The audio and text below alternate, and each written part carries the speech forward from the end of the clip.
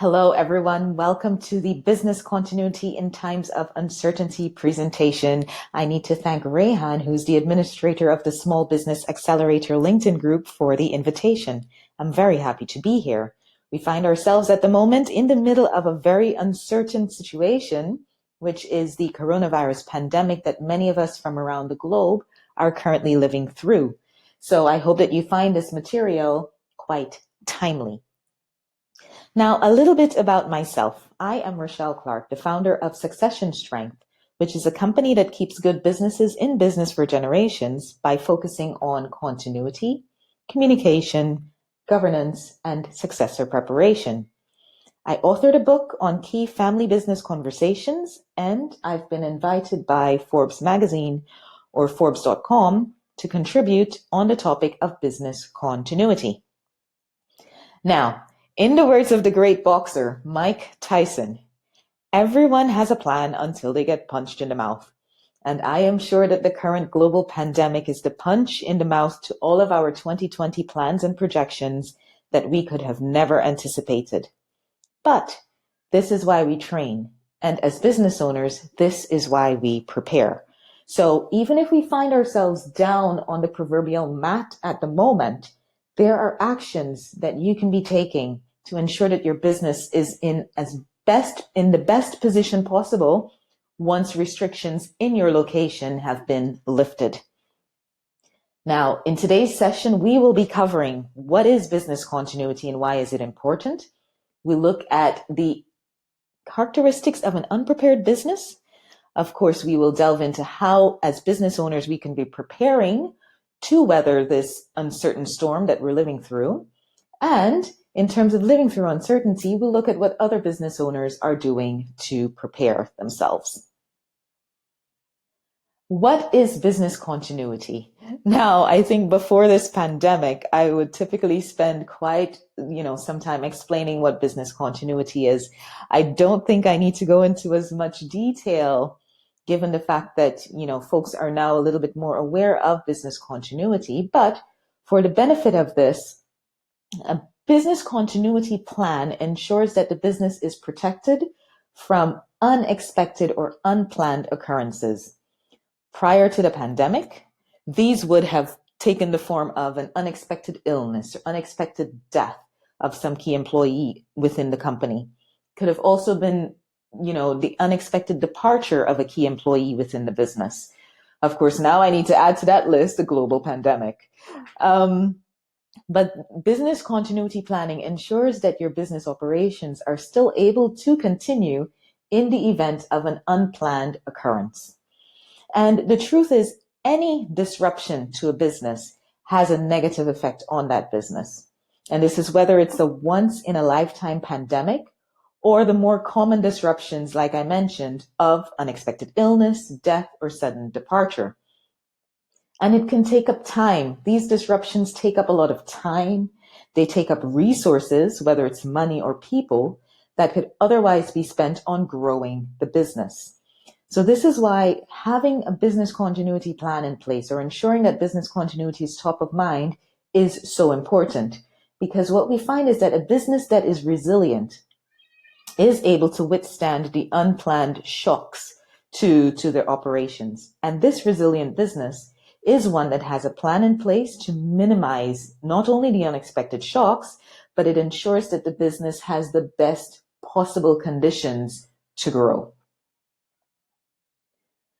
Now, you may be asking yourself, well, how can I protect my business? And through experience, the experience that we're living through now, some of you may have heard some of these things being discussed. And if you're a business owner who didn't have one of these in place, then you're probably thinking to yourself, oh, maybe I should have put something like that in place. And I'll go through two of the most popular ways that owners can protect their businesses. Well, one of them is hoping and praying, and this is a low cost solution, but it also provides basically no coverage for your business operations. Sadly, many have, followed this path and they're hoping and praying that nothing bad happens. But in reality, it's definitely a possibility, and one that you want to, it's a risk that as a business owner, you want to minimize for your operations. The next is insurance, of course. Many companies right now are talking about, oh, business continuity insurance. Um, if you are like Wimbledon, the famous tennis tournament that had pandemic insurance coverage, then of course you're probably sitting back waiting to collect your insurance payout. Of course, it's good to have that security in place, and it's actually mandatory. But let me tell you a little bit about, let me touch on business continuity planning. The other way to protect your operations is through business continuity planning. And what this does is ensures that there are workarounds in place to ensure that the operations of your business can still continue. And in the plans that we create, they cover things like what happens to the people, the employees that you work with. How is it if there were a disruption? How would we continue to work? What are the workarounds for the key activities that the business is involved in? How do we ensure that we're still able to pay our vendors? How is it that we can still receive payment in the event that there were a disruption? Are there manual workarounds for the work that we do? Are there virtual workarounds for the work that we do? What sorts of insurance should we have coverage for, and in what amounts? And on the financial side, of course, how can we ensure that we're still able to make payments and receive payments, etc.? So it covers a host of things just to ensure that the operations of the business can continue. And, one of the most popular questions I get is, okay, Rochelle, but I have insurance. Why do I also need a business continuity plan? Well, understand the difference here. Insurance provides a payout. A business continuity plan is put in place to have the operations continue so that you have that ongoing cash flow. The position that lots of business owners can find themselves in, depending on, if you have insurance, a lot of them sit back and they say, okay, I think I have coverage. I am good to go. But in order for the insurance payout to be made, certain conditions need to have kicked in. So for example, Wimbledon, yes, they had pandemic coverage. No, it would not have kicked in if this episode that we're dealing with was not declared a pandemic. So they had to wait until it was officially declared a pandemic before they can then approach the insurance company. Some business owners are going through, quite a lot of stress with the insurance companies because they're finding out, hey, all the coverage that I thought I had, maybe it's not as much, right? And the amount that they're willing to pay out, if they're willing to pay out any, is not enough. So it's definitely not a sure thing. So as business owners, as long as you have people depending on you or depending on the income of your business, it's always good to shoot for a continuity plan to ensure that you have that ongoing cash flow. And, many business owners might step up and say, one common challenge is, yeah, but a business continuity plan would not have protected me from, the COVID-19 restrictions. Yep, absolutely right. Right. The purpose of the business continuity plan is to ensure that your business operations can continue given relatively normal circumstances. What we're seeing now are abnormal circumstances. But let me tell you this. Companies that did not have a plan in place are still behind the curve compared with companies that had a plan in place. And I will get to that a little bit later on down the road, but you will see the difference between a company that was prepared versus a company that was not prepared. So in order to protect the business, it's about, having a plan from A to Z, soup to nuts, having that plan to have your operations covered. So the question to you, how protected is your business, or how protected was your business when the pandemic hit? Warren Buffett. I think this is a very famous quote that's popping up a little bit more now. Only when the tide goes out do you discover who's been swimming naked. And, it's sad, but in the context of preparing for the unprepared, this statement really, really applies. As COVID-19 raced around the globe, two types of businesses emerged. those that quickly adapted and those that did not. And I'm sure that as a consumer yourself, wherever you're located, a few examples of companies that failed to adapt will pop into your mind. And some of these are companies that you're probably swearing now that you will never support again after restrictions are lifted. But then the question is, how do you know which company owners were swimming naked? Which were the ones that did not have or failed to implement a continuity plan? And this is what we cover, how to prepare. What are the signs? Well, let's look at what the signs are of an unprepared business. Now, an unprepared business is one where leadership. They did not have clear and intentional leadership when the crisis hit. So internally, things could have become chaotic, and this would have manifested in red flag number 2, communication. Lack of clear and consistent communication to employees, to customers, suppliers, and creditors. I'm sure that even though it's been weeks, many of you still have not heard anything from some of the companies that you regularly support. So that's a sign of a company or a business that has been unprepared for disruption. The next, of course, is the response time. Without a continuity plan, many would have had the task of figuring out how to keep operations running in the middle of the crisis. And those with a plan might have had to make minor tweaks to the plan, but they would have already thought out and documented workarounds, right? Which leads us then to red flag number 4, flexibility. If, as a business or as a business owner, you're figuring out your core continuity actions in the middle of a crisis, then there's little energy left to think strategically about how to flexibly change your business model or operations to meet the new threat. So all of this energy that you're expending trying to figure out, okay, where will the employees work? What's a potential workaround?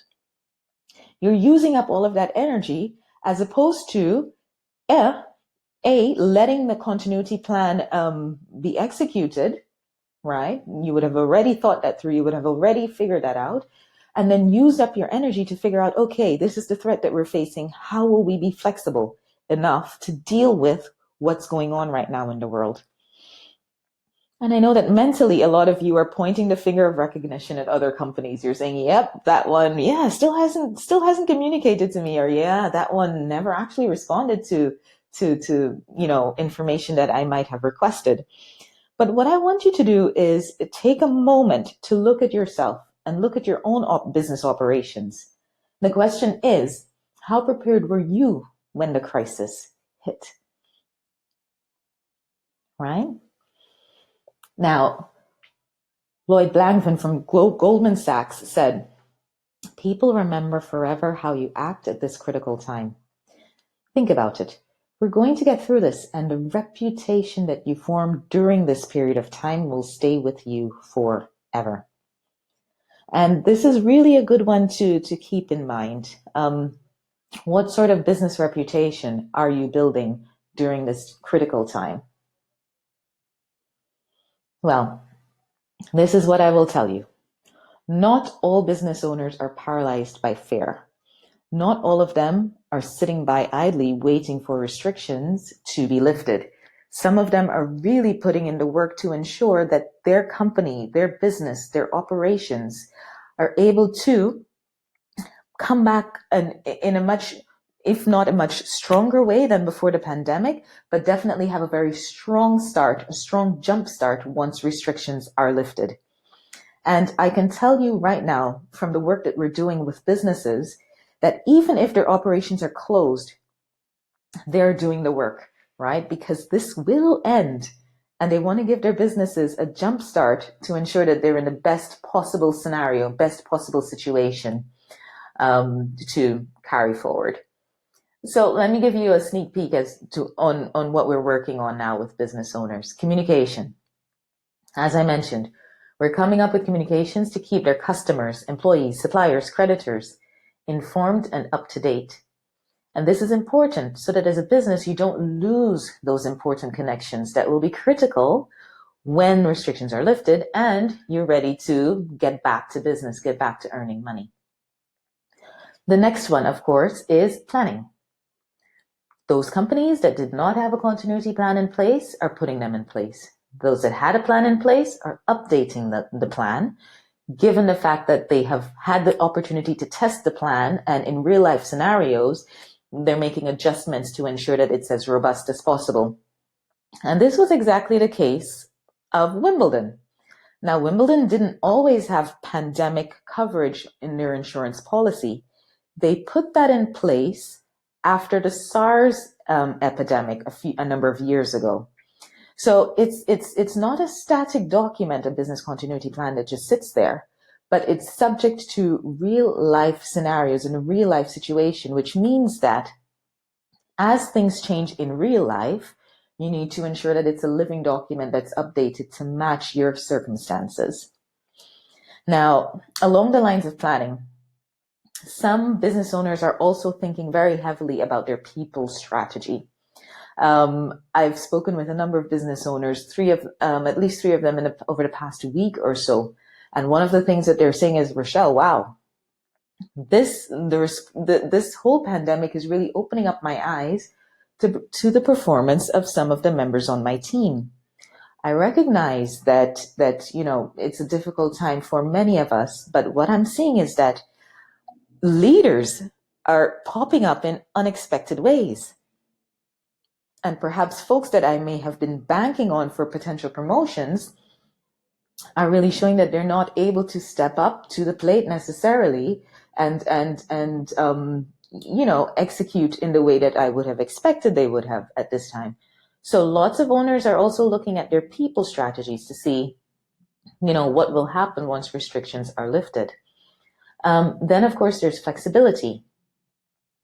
For some businesses, we're looking at their business models to see how we can adjust to current and future conditions.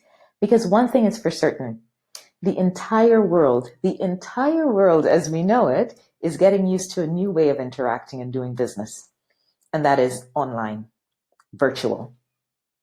One of the major barriers to doing business online before was the discomfort and the unknown, and the fact that we really didn't have to make the move. There was nothing pushing anyone to make the move necessarily. But this pandemic is facing all of us to try it. It's forcing all of us to try it, and many may actually like it, see the benefits to it, and end up adopting it. You also have to remember that from a consumer perspective, expectations are also shifting and changing. So they're also getting used to this online way of working, and many of them like it, which means that, voila, a new standard of operating is being formed before our very eyes. The question becomes, how prepared are you as a business for that new reality? Now, that's one to consider. Then, of course, I couldn't get through this without mentioning conservation. Cash is king. Cash flow is king. Businesses are looking for ways to conserve cash and maintain cash flow. This includes, of course, having conversations with suppliers, creditors, etc., even peers, to help each other out and figure out the best way to put their business in as best a position as possible. I won't get into the details of the different support packages offered by different governments, just because I recognize that the audience is very international and global. And what may be offered by one government is not necessarily offered by another. So just ensure that you're working very closely with your accountant, and that you're keeping your ears open for those opportunities when your government communicates those to you. The next I want to touch on is values. Back to the topic of reputation that we mentioned earlier. Some businesses are losing in the court of public opinion because their actions now are not in line in what they stated on their website or in their glossy brochures. Right? Many are working hard and finding creative ways to live their values and stand by what they said they believed in, even if it means making some sacrifices. But some are not. So it's a moment for owners to kind of take a look in the mirror and say, wow, 5 years down the line, 10 years down the line, am I comfortable with the story that will be told about me and my business for this period of the pandemic? If the answer is no, then perhaps work needs to be done on the values that either A, you have communicated, or B, that you're living, right? There could potentially be a misalignment there. So the question is, as other businesses are taking action, what actions are you taking right now? Something to think about. Well, I hope that you found this valuable. Best of luck as we all weather the storms of this crisis together, but let's use it as an opportunity to set ourselves up for future success. You may contact me or my team by visiting our website, www.successionstrength.com. You can email us at info@successionstrength.com or give us a follow on LinkedIn, Twitter, Instagram, or Facebook. I'd like to thank you so much for your attention. Please, of course, feel free to direct any questions to the email that I just mentioned or directly in the comments section. I'm sure that we'll be keeping an eye out for those questions and responding directly to you. Thanks a lot.